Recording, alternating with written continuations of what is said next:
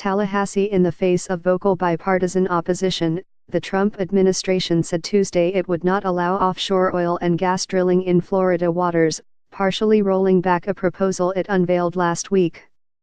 "We are not drilling off the coast of Florida," said Interior Secretary Ryan Zinke at a hastily called news conference in the Tallahassee airport after meeting with Gov.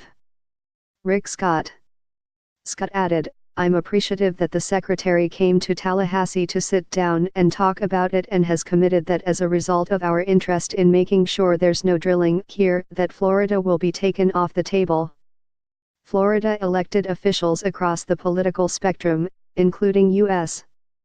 Sen. Bill Nelson, D. Orlando, whom Scott is expected to run against this year, and U.S. Sen. Marco Rubio, R. Miami, expressed opposition to the oil drilling plans. Late Tuesday, Nelson blasted the announcement as a political stunt orchestrated by the Trump administration to help Rick Scott. Suddenly Secretary Zinke announces plans to drill off Florida's coast and 4 days later agrees to take Florida off the table. "I don't believe it," Nelson said in a released statement. But Zinke said it was Scott's concerns about oil spills damaging Florida's beaches and tourism industry that led to the reversal. The rollback, though, only applies to Florida. Zinke said other coastal states, like Louisiana, are working coasts that are very much different than a recreation-centric coast that's in Florida.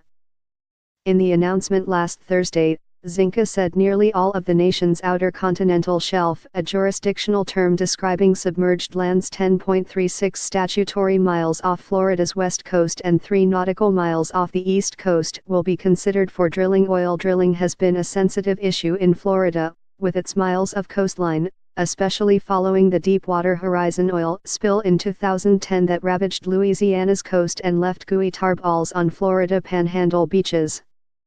Then Gov. Charlie Crist called a special session to ban oil drilling, but Florida lawmakers balked at the proposal.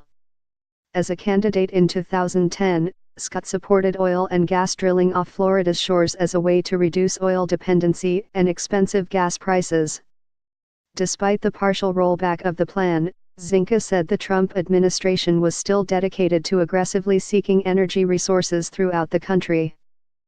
"I don't want your kids ever to fight on foreign shores for a resource we have here," Zinke said.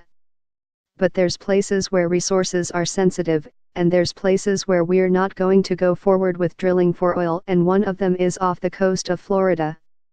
Scott was not the only Florida Republican criticizing the proposal. U.S. Rep. Vern Buchanan, of Longboat Key, called the proposal reckless, misguided and potentially catastrophic to Florida. But the Florida Petroleum Council, an industry group, hailed the Trump administration move as a way to benefit state consumers by potentially creating jobs and additional government revenue while strengthening national security. "Allowing us to explore our offshore energy will boost our state economy and spur investment, all while safely coexisting with our agriculture, tourism and fishing industries as well as U.S.